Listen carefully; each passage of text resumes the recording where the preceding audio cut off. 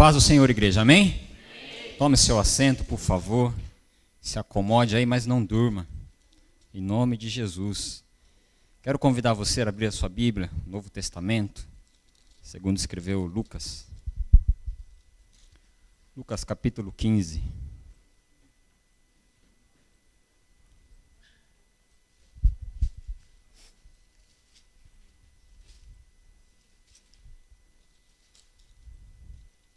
Lucas 15, verso de número 11. Eu creio, queridos, que quando nós chegamos à presença do Senhor, quando nós estamos na casa do Senhor, com o propósito de nós ouvirmos aquilo que Ele tem para nos falar, para aquilo que Ele tem a nos ensinar, eu creio que se a gente abrir o nosso coração para Ele, se a gente abrir o nosso coração para a palavra dEle, para aquilo que Ele está falando conosco, eu tenho certeza que nós seremos transformados. Eu tenho certeza que nós seremos pessoas melhores. Eu tenho certeza que nós sairemos deste lugar um pouco diferente do que nós entramos aqui. Porque a palavra de Deus, ela tem poder. Ela tem poder para penetrar no mais íntimo do nosso ser. Você crê nisso? Amém? Abra aí, Lucas capítulo 15, verso número 11, diz o seguinte. E disse um certo homem, tinha 2 filhos, e o mais moço dele disse ao pai, Pai, dá-me a parte dos bens que me pertence. E então ele repartiu por eles a fazenda ou a herança, e por poucos dias depois o filho mais novo, ajuntando tudo, partiu para uma terra longínqua, e ali desperdiçou os seus bens, vivendo dissolutamente. E havendo ele gastado tudo, houve naquela terra uma grande fome, e começou a padecer necessidades. E foi e chegou-se a um dos cidadãos daquela terra, o qual o mandou para os seus campos a apacentar os porcos. E então ele desejava encher o seu estômago com as bolotas que os porcos comiam, e ninguém lhe dava nada. E tornando em si, disse, quantos trabalhadores, quantos servos de meu pai têm em abundância o pão, e eu aqui perecendo de fome. Eu vou me levantar e eu irei ter com meu pai, e eu vou dizer a ele, Pai, pequei contra o céu e perante o Senhor. Eu já não sou digno de ser chamado teu filho. Faz-me como um dos teus trabalhadores. E levantando-se foi para o seu pai. E quando ainda estava longe, viu o seu pai e se moveu de íntima compaixão, e começou a correr e lançou-se ao pescoço e o beijou. E o filho lhe disse, Pai, eu pequei contra o céu e perante ti, e já não sou digno de ser chamado teu filho. Mas o pai disse aos seus servos, trazei depressa a melhor roupa, e vesti-lhe e ponde-lhe um anel na mão, e sandália nos seus pés. E trazei também um bezerro cevado, e o matai, e o comamos e alegramo-nos. Porque este meu filho, ele estava morto, mas ele reviveu. Ele tinha se perdido, mas ele foi achado. E começaram a alegrar-se. E o filho mais velho estava no campo. E quando veio e chegou perto da casa, ouviu a música e as danças, e chamando um dos servos, perguntou, o que está acontecendo? E ele lhe disse, é que veio o teu irmão mais novo, e o teu pai, ele matou o bezerro cevado, porque recebeu são e salvo. Mas ele então se indignou, e não queria entrar na casa do pai. E saindo o pai, instava com ele, insistia com ele. Mas respondendo ele, disse ao pai, eis que te sirvo há tantos anos, sem nunca transgredir o teu mandamento, e nunca me deste um cabrito sequer, para alegrar-me com os meus amigos. Vindo, porém, este teu filho, que desperdiçou todos os teus bens com as meretrizes, mataste o bezerro cevado. E ele lhe disse, filho, tu sempre estás comigo, e todas as minhas coisas, elas são tuas. Mas era justo nós nos alegrarmos e folgarmos, porque este teu irmão, ele estava morto, mas ele reviveu. Ele havia se perdido, mas ele foi achado. Amém? Até aqui. Pai, nós queremos render graças ao Senhor. Obrigado a Deus, porque a tua palavra, ela tem poder, ó Deus, para ministrar a nossa vida. Obrigado porque a Tua palavra, Senhor, ela se renova a cada manhã. Obrigado porque a Tua palavra, Senhor, ela vem e nos mostra, Senhor, aquilo que nós precisamos enxergar, ó Deus. Ó Pai, nós pedimos neste momento, ministra a nossa vida, ministra o coração da Tua igreja, Senhor. Fala conosco, fala no mais íntimo de cada um aqui, Senhor. E que a Tua palavra, Senhor, ela possa nessa noite nos mostrar, Senhor, aquilo que nós precisamos enxergar. Em nome de Jesus. Amém. Amém. Aqui está mais uma parábola de Jesus. Talvez você, lendo esse texto, você já diz, eu já li inúmeras vezes. Eu já conheço decor e salteado esse texto. Eu já ouvi ministrações variadas a respeito desse texto, dessa parábola. Mas eu quero dizer para você nessa noite, a palavra do Senhor, ela tem poder para ser renovada a cada manhã. Se a palavra de Deus, se Deus ele tivesse deixado a sua palavra somente um versículo, se um versículo somente resumisse toda a palavra de Deus, toda a Bíblia, um versículo, pode ter certeza que se você lesse ele todo dia, se você meditasse nele todo dia, ele iria se renovar. Porque essa é o poder que tem a palavra de Deus. Então, meu irmão, nessa noite, abra o seu coração para aquilo que Deus quer ministrar na sua vida, aquilo que Deus quer ministrar no nosso coração neste lugar. Eu creio que você não chegou até este lugar porque você quis vir a este lugar. Não, mas porque Deus te trouxe até aqui. E se Ele te trouxe até aqui é porque Ele tem algo para entregar para você. Você crê nisso? Eu creio nisso. Eu faço uma pergunta para você. O que é o ser humano? Júnior, o que é o ser humano? Luzi, o que é o ser humano? O ser humano, deixa eu responder já, é o ser mais inquieto que existe na Terra. É o ser mais inquieto que existe na face da Terra. Ele sempre está em busca de algo. O homem, a mulher sempre quer experimentar algo novo. É verdade ou não é? É verdade. Ele sempre está desejando algo. Ele sempre está querendo algo. Ele não se satisfaz com aquilo que ele tem, mas ele sempre quer mais. Se um dia ele lutou para ter algo, se um dia ele lutou para comprar um carro, se um dia ele lutou para comprar uma casa, se um dia ele lutou para se formar na faculdade, ele sempre vai querer mais. Talvez amanhã, talvez alguns meses depois, ele vai querer trocar de carro. Talvez alguns anos depois, ele vai querer trocar de casa. Talvez algum tempo depois de você se formar, você não vai parar naquilo que você se formou. Você vai querer se especializar ainda mais. E o mundo capitalismo que nós vivemos nos dias de hoje, que nos leva a acelerar o tempo a cada dia mais, ainda que um dia ele tenha 24 horas, né? Ainda que o dia ele se contém nessas 24 horas, se nós tivéssemos um dia que fosse estendido para 32 horas, ainda assim nós não teríamos tempo. Ainda assim faltaria tempo para mim e para você. Porque o problema não é a quantidade de tempo, de horas que existe um dia. Mas a verdade é que o que nós vamos fazer nessa quantidade de horas que nós temos? O que nós vamos fazer nessas 24 horas? Mas nesse mundo que nós estamos vivendo hoje, né, tudo é rapidamente mudado. Todas as coisas estão aceleradamente. O tempo está aceleradamente. No Japão, meus irmãos, você sabe disso.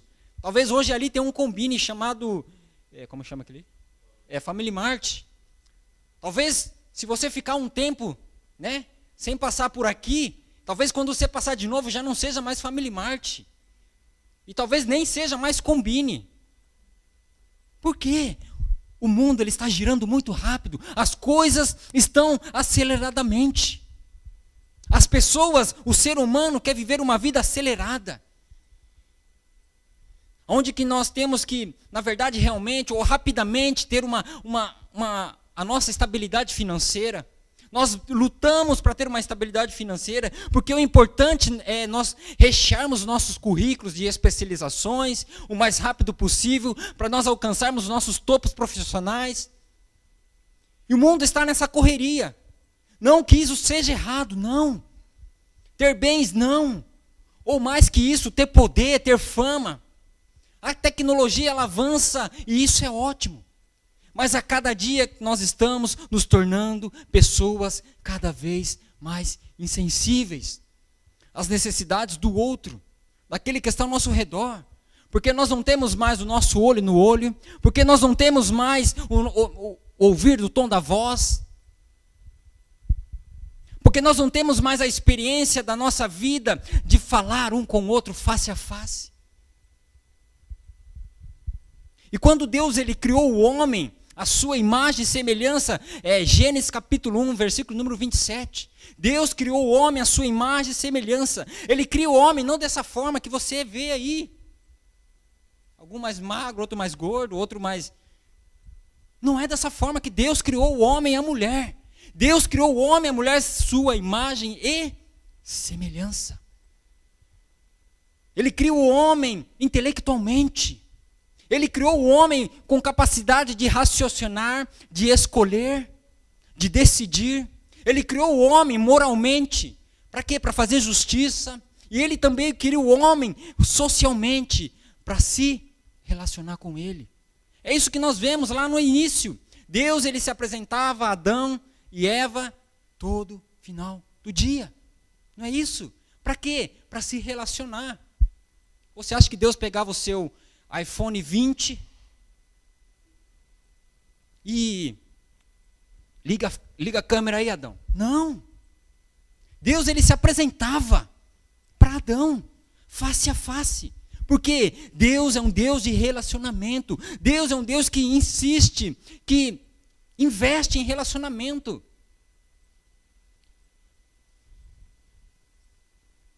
E aqui eu gostaria de entrar no nosso texto, que nós acabamos de ler. Deus ele criou o homem para se relacionar com ele. Deus ele criou a humanidade para ter um relacionamento. E nos dias de hoje, esse filho aqui que nós acabamos de ler, esse filho pródigo que nós lemos, ele se depara como muitos de nós hoje. Esse filho na qual o verso número 12 diz, Jesus conta essa parábola. Ele está com os publicanos e fariseus. Jesus está falando com os publicanos e fariseus. Os escribas murmuravam porque ele está comendo com eles. Era murmuração deles. E Jesus conta 3 parábolas. E essa que nós lemos aqui é a última parábola que ele conta. Esse texto diz que o filho mais novo chega para o pai e fala assim: pai, me dá a minha parte da herança. Eu quero viver a minha vida porque eu quero ela para mim. Porque ela me pertence. Realmente, ela pertencia. E eu quero ir embora. Aparentemente um pai zeloso.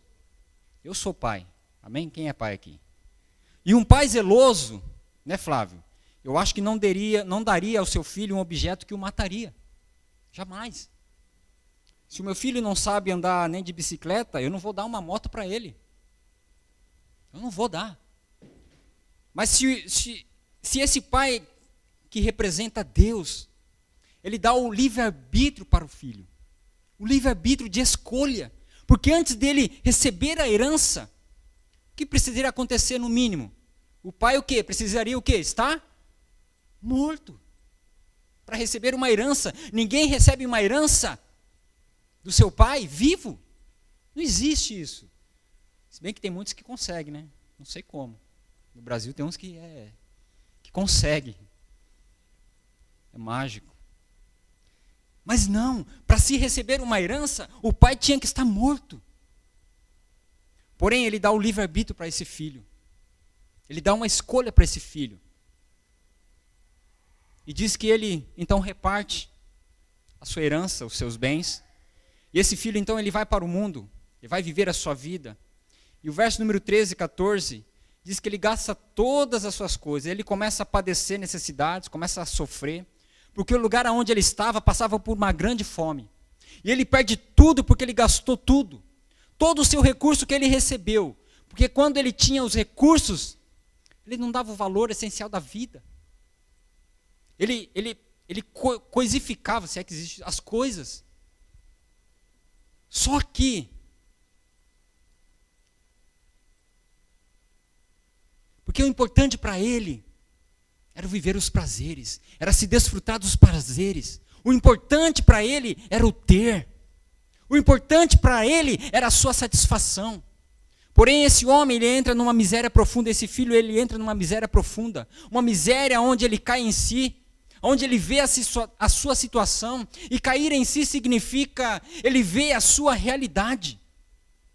Ele vê a sua realidade. Em Deus eu tenho que me descobrir, em Deus você tem que se descobrir. É o resgate da nossa essência. O filho precisou estar em um estado de miséria, para cair na sua realidade, para poder enxergar a sua realidade. Ele vai então num estado de miséria, até hoje ele tentou ser o que a sociedade quis que ele fosse, até hoje ele tinha tentado ser o que as pessoas queriam que ele fosse, até aquele momento ele tentava ser aquilo que uma religião queria que ele fosse. Lembrando aqui que Jesus está falando para quem? Para os fariseus. Os fariseus, eles viviam uma falsa identidade. Uma falsa identidade. Mas quando ele se viu sem nada, na miséria, ele se lembrou. Ele se lembrou, eu preciso voltar para o meu pai. Eu preciso voltar para o meu pai. O meu pai é um homem que me ama. Eu pensei que eu tinha uma identidade. Eu pensei que eu sabia o porquê eu havia sido criado. Ele pensa no seu pai novamente e ele diz, eu vou voltar para o meu pai. Eu vou dizer para ele, sim, pai, eu pequei contra os céus e contra ti. E eu não sou mais digno de ser chamado seu filho. Então faz de mim pelo menos um dos seus servos, um dos seus trabalhadores. Olha, pai, até hoje eu achei que eu era uma pessoa. Mas nesse estado de miséria, pobre, nu, humilhado, eu entendi que eu quis ser aquilo que eu mesmo quis ser. E eu me alimentei de mim mesmo. Eu fiz as minhas próprias vontades. Eu tomei a minha própria decisão. Mas o meu pai, ele sabe quem eu sou. Ele sabe quem eu sou. O meu pai foi ele que me gerou. O meu pai foi ele que me criou. O meu pai que me fez. E ele sabe quem eu sou na essência. Ele sabe, ele me conhece. O pai, ele investiu em mim. O meu pai, ele não desiste de mim, porque ele sabe que eu sou na sua essência. Porque quando Deus nos criou, ele nos criou o quê? A sua imagem e semelhança. E ele sabe que no nosso ser existe algo que queria buscá-lo, que deseja buscá-lo, que existe uma sede dentro de nós, que dentro de nós existe algo querendo a presença dele. Por isso que existe um vazio, muitas vezes dentro de nós, dentro das pessoas, que só pode ser preenchido por Deus, somente preenchido por Deus. Quando nós tentamos preencher com outras coisas, que não tem o tamanho de Deus, fica oscilando, fica um vazio, fica um oco, fica um espaço. Por quê? Porque não tem a grandeza de Deus, não tem o tamanho de Deus, e só Deus que tem o poder, tem Ele tem esse poder de nos encher por completo. Mas para isso nós precisamos o quê? Nos esvaziar. Nos esvaziar. Esse filho, ele tomou uma decisão. Ele reconheceu, ele viu sua realidade. Ele diz, eu vou voltar para o meu pai. Na verdade, eu não sei quem eu sou. Eu achei que eu sabia, mas eu não sei. Eu achei que eu era... Quem eram os meus amigos? Eu achei quem eram aquelas que eu podia contar com elas. Mas na verdade, eu não sei nada. Porque eu estou vivendo uma vida que eles desejam que eu vivesse. Que os meus amigos desejariam que eu vivesse. Mas na realidade, eu preciso voltar para o meu pai. Eu preciso voltar para o pai. O filho, ele não sabia quem ele era, na sua essência. Mas o filho, ele tomando essa decisão, quando ele cai em si, eu estou vendo a realidade na qual eu fui criado. Eu vou voltar para o meu pai, eu vou dizer, pai, eu vi que o Senhor trata com amor até mesmo os seus servos. Eu vi que o Senhor, Ele ama tanto os seus servos, que o Senhor dá em abundância para eles. O Senhor dá o pão em abundância, e eu fico mendigando algo. Mas quando eu me lembro do teu amor, quando eu me lembro que o Senhor não interferiu no meu livre-arbítrio, quando eu me lembro do seu amor para com os seus servos, eu vou voltar, e eu quero ser como um dos seus servos. Eu quero ser como um dos seus servos, um dos seus trabalhadores. E então ele volta para lá. O verso número 20. Mas antes dele ir, o Senhor lhe diz para nós nessa noite, através desse estado de miséria, que nós precisamos a nos esvaziarmos de nós mesmos. Talvez nós temos nos enchido de tanta coisa que não é de Deus, que não preenche o nosso ser, que não preenche a nossa vida. Nós precisamos nos esvaziar da nossa falsa identidade, que é a religião, que é a sociedade, que nós mesmos muitas vezes criamos a nosso respeito, e permitir que Deus nos mostre a nossa identidade verdadeira, pela qual nós fomos criados. Há uma identidade em Deus. O filho só pode encontrar a verdadeira identidade no Pai, em nenhum outro lugar a não ser no Pai.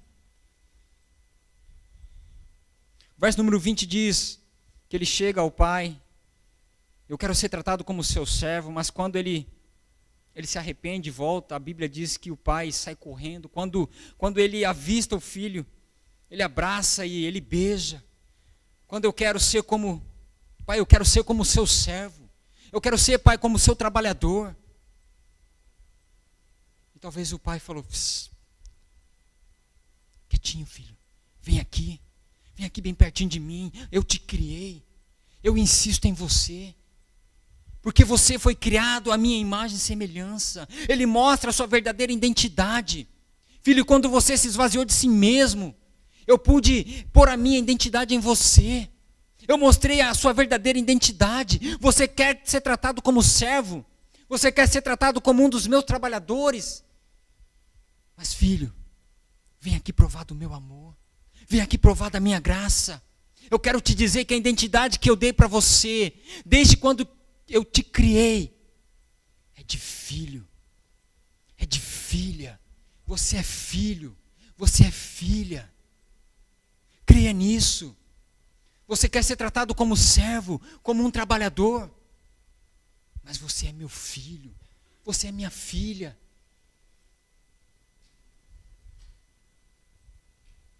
Eu me entreguei por você que é meu filho. Eu sabia que dentro de você havia algo que clamava por mim. Eu sabia o motivo pelo qual eu te criei. Eu criei a minha imagem e semelhança, e eu sei que o amor me constrange. O meu amor te constrange, o meu amor tocou no seu coração. E a minha graça foi oferecida a você, e eu sabia que em algum momento você cairia em si. Você veria a sua realidade, e você pensaria em mim novamente, você pensaria novamente no Pai. Eu te mostraria a você a identidade que você é filho, você é filha.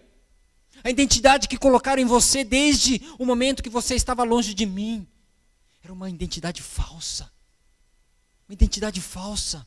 E hoje, filho, eu te mostro que você é meu filho, que você é minha filha. Uma coisa que eu aprendo, que nós precisamos aprender, é que a nossa identidade está baseada naquilo que Deus fala sobre nosso respeito. Aquilo que Deus fala a seu respeito. Talvez você não é aquela pessoa que te rotula na fábrica. Não. Não. Mas tem que ser baseada naquilo que Deus diz a seu respeito, a nosso respeito.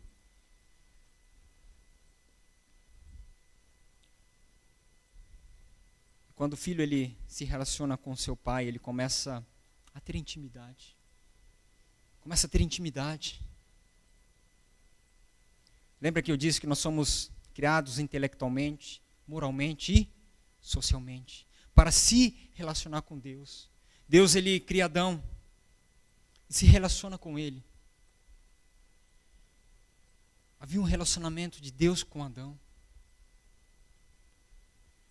Certa vez eu ouvi uma história que dizia o seguinte: havia um homem, um rabino, muito velho. E esse rabino, esse senhor, ele estava preso numa prisão. E o carcereiro daquela prisão começou a se relacionar com ele, começou a ter intimidade, começou a conversar com ele, né?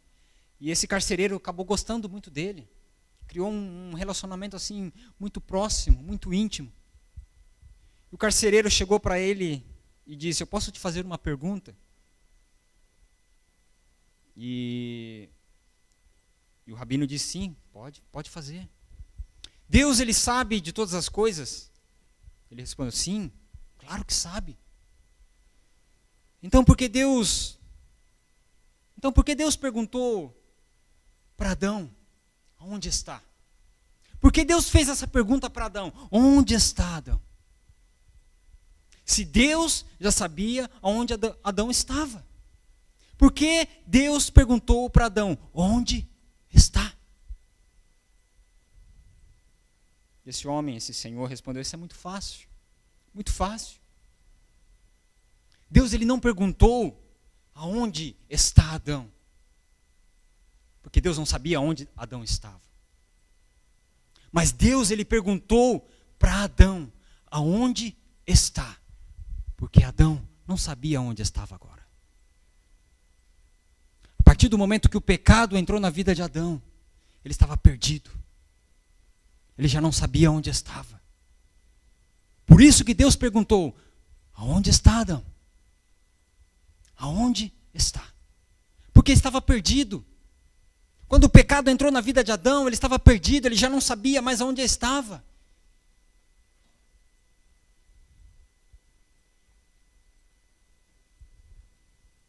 Ele havia se separado de Deus. Quando nós nos separamos de Deus, nós não sabemos mais aonde nós vamos. Nós não sabemos mais o caminho que nós estamos tomando. Nós não sabemos mais a direção que nós estamos indo.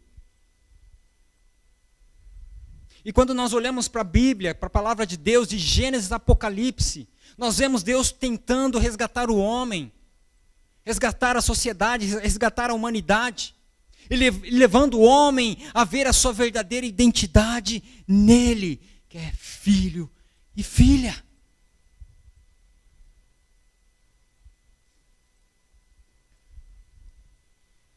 A partir do verso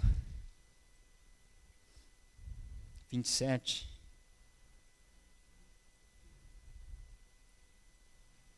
A partir do verso 27 diz assim: e ele lhe disse: veio teu irmão e teu pai matou o bezerro cevado, porque o recebeu são e salvo. Mas ele se indignou e não queria entrar, e saindo o pai, insistia com ele. Mas respondendo ele, disse ao pai: eis que te sirvo há tanto tempo, há tantos anos, sem nunca transgredir a sua lei, os seus mandamentos, e nunca me deste um cabrito, sequer para me alegrar com os meus amigos. Vindo, porém, este teu filho, que desperdiçou os teus bens com as meretrizes, mataste o bezerro cevado. Um filho fez as coisas por rebeldia. A sua identidade estava naquilo que as pessoas diziam a seu respeito. Ele buscava a sua própria imagem. Ele buscava viver a sua própria vida. Porém, o outro filho fazia as coisas para ter reconhecimento, não como filho, mas para ter reconhecimento como servo. Como servo. O outro, na miséria que estava, lembrou do amor do pai e recebeu a sua verdadeira identidade de filho. Mas o outro que estava na casa, que achava que era filho, mas se comportava como servo, ele não tinha uma identidade na casa do pai. Não tinha uma identidade dentro da casa do Pai.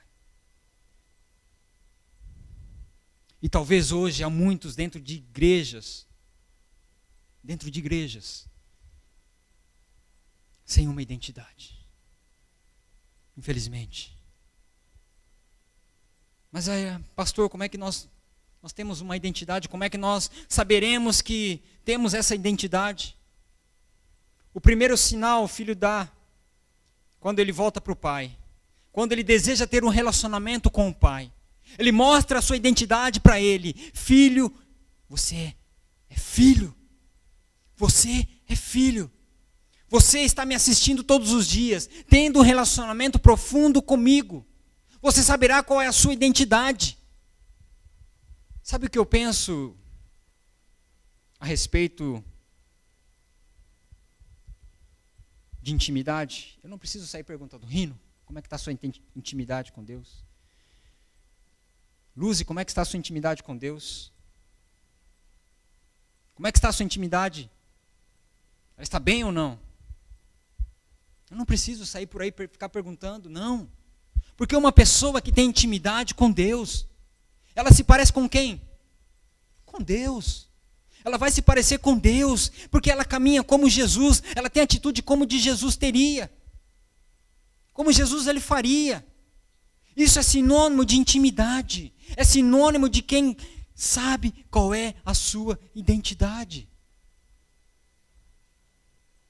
E quando nós entendemos quem nós somos em Deus, quando nós começamos a entender, quando nós temos essa clareza de entendimento de quem nós somos em Deus, não importa onde nós estivermos, não importa onde nós formos, não importa o que nós fazemos, não importa o que pensam e o que falam a nosso respeito, se eu estou dentro da vontade de Deus, se você está dentro da vontade de Deus, não importa se eu tenho uma condição social maior, média ou baixa, o que importa é quem eu sou em Deus. Eu sou filho, você é filha. E isso basta. Isso basta. Identidade. Identidade. Todos nós temos uma identidade. Todos nós temos. O Brasil tem um nome bonito, né? Registro Geral. Por isso que abreviaram, RG. Dá seu registro geral aí. Mas todos nós temos. Aqui é o que você tem aí. O Zairo Card. É sua identidade. Identifica quem você é. Se você não tem uma identidade, ninguém sabe quem você é. Você veio de fora da terra. Você é um ET. Você é um estranho. Não é? O Júnior dá risada. Todos nós temos uma identidade. Identidade. O filho estava longe, em estado de miséria, precisando se esvaziar de si mesmo. Porque quando eu me esvazio de mim mesmo, eu permito que o Espírito Santo me encha. E quando o Espírito Santo me enche, ele me leva para mais perto de Deus. E nele eu encontro o quê? A minha identidade. Você consegue enxergar a sua identidade? Não estou falando do papel, não, irmãos. A sua identidade é em Deus. Você é aquilo que você faz. Já ouviu falar isso? Já ouviu? Você é aquilo que você faz. Deixa eu te dizer algo. Nós não somos aquilo que nós fazemos. Você não é aquilo que você faz. Rino, o seu nome é? Não, eu sei. Mas, eu vou abreviar aqui, tá? Edson Rino. Se o Rino for falar o nome, fala aí.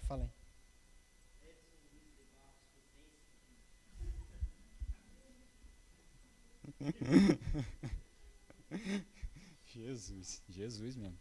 Abrevia aqui, tá? Edson Rino. O nome dele é Edson Rino. Tá bom, né? Por isso que a gente chama de Rino, abrevia mais ainda. Né? Vamos colocar aqui, vamos profetizar já. Ele exerce uma função de salgadeiro? Não sei.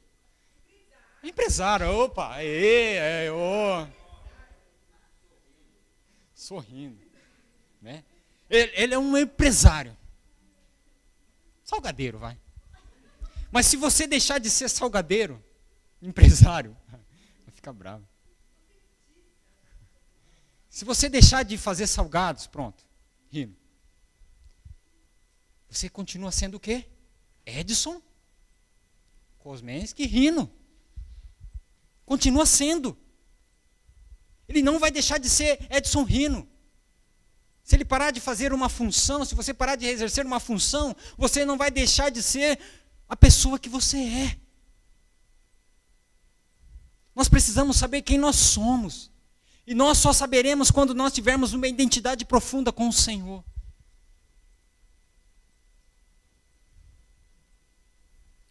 Versículo 31, 32. E ele disse: Filho, tu sempre estás comigo, e todas as minhas coisas são tuas. Mas era justo nós nos alegrarmos e folgarmos, porque este teu irmão estava morto e reviveu. Ele tinha se perdido, mas foi achado. O pai aqui, ele expõe o seu sentimento. Filho, presta atenção. Você está aqui há tanto tempo. Todos os dias você está aqui. Tudo que eu tenho é teu. Tudo que me pertence é teu. Você tem tudo. Eu achei que você tinha uma identidade. Mas pelo que eu estou vendo, você também estava perdido. Você também está perdido. Não tinha a sua identidade até mesmo dentro da casa. Perto de mim, se relacionando de mim, próximo de mim. Eu entendo que na casa de Deus, nesse ponto, o pai ele deve ser assistido. Nós devemos assistir o pai. Nós precisamos acompanhar o pai. Nós precisamos acompanhar o movimento do pai.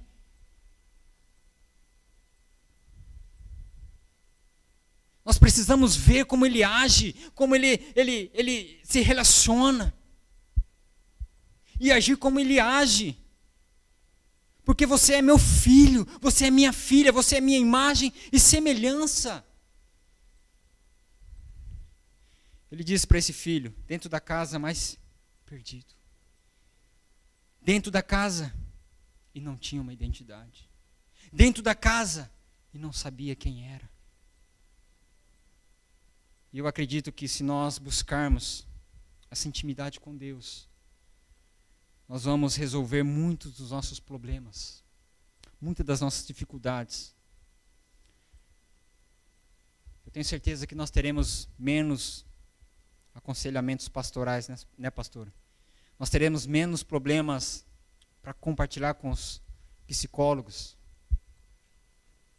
Eu digo isso porque é na intimidade com Deus que os nossos problemas, que as nossas dificuldades, que as nossas feridas, elas são tratadas na presença de Deus. E o filho só encontrou essa verdadeira identidade no Pai. No Pai. Você quer saber quem você é? Você quer saber quem você é realmente? É no Pai. É nele. Não é nas pessoas, não é na sociedade, não é nos nossos amigos. Mas é no Pai. É nele. É naquele estado de miséria, talvez não como ele estava aqui, como esse filho estava, querendo comer as bolotas. O que é isso? Eu não sei o que é isso. Nem pesquisei, mas eu acho que não é coisa boa. Bolotas dos porcos. Mas num estado de miséria, dizendo: eu preciso me esvaziar de mim mesmo. Eu preciso me humilhar. Eu preciso tirar tudo aquilo que tem preenchido a minha vida, mas que não tem sido de proveito nenhum. Eu preciso me esvaziar para que o Senhor venha me encher. Esvaziar daquilo que eu pensei quem eu era, dos protocolos, dos títulos da minha vida, os cargos da minha vida. Eu não sou o melhor, mas em Deus eu descobri quem eu sou. Nós nos descobrimos quem nós somos em Deus. Não importa o que eu tenho, que eu tenho isso ou não. Mas em Deus, eu sei quem eu sou. Você sabe quem você é em Deus? E quando você sabe quem você é em Deus, você deseja e caminha com mais intimidade com Ele. Você deseja a cada dia, a cada momento. Nós não podemos ficar ou estar na casa do Pai, perdidos, sem uma identidade com Ele. Porque quando nós estamos mais próximos, nós queremos mais dEle. Nosso coração deseja mais dEle. É algo que eu entendo para a gente encerrarmos. É que nós fomos feitos para recebermos o amor do Pai. Você foi feito imagem e semelhança dEle, para receber o amor dEle, para receber a essência dEle na sua vida. Para nós celebrarmos esse amor, porque o Filho recebeu o amor do Pai. E quando ele recebeu o amor do Pai, ele chamou todo mundo e fez aquele churrasco. E ele celebrou esse amor. E ele repartiu. Nós só vamos, quando nós repartir, quando nós realmente formos como o Pai. O Pai, Ele é amor. Se existe algo que Deus nos ensinou, que Jesus resumiu em 2 mandamentos, é amar ao Senhor teu Deus de todo o teu coração, de toda a tua alma, de todo o teu entendimento, de toda a tua força. E o quê? Amar o teu próximo como a si mesmo. A essência do Pai é amor. E quando o amor dele nos constrange, ele nos leva para mais perto dele. E ali ele começa a se revelar a nós. E ali nós encontramos a nossa verdadeira identidade. Você quer encontrar a sua verdadeira identidade? Motivo pelo qual nos fez a sua imagem e semelhança. Quem tem o poder sobre o pecado, quem tem poder sobre todas as coisas, é o Senhor. É o Senhor. Identidade. Identidade. Você tem um nome. Foi colocado sobre você um nome. Nome que nem você mesmo pôde escolher. Nem eu não pude escolher. Ninguém tem esse privilégio. Quem aqui teve esse privilégio de escolher o nome? Ninguém. Ninguém. Mas o nome que foi colocado sobre você é a mesma coisa que Deus está fazendo. Ele está colocando uma essência dentro de você. Ele está colocando algo dentro de você que nós não escolhemos, mas nós recebemos. Recebemos. Assim como o nome que foi colocado sobre você, você recebe esse nome. Você honra esse nome. Ou não? Você honra. Então aquilo que Deus tem colocado sobre você, a essência que Deus colocou sobre você, é o que nós precisamos levar. Coloque-se de pé, por favor. Nós vamos orar.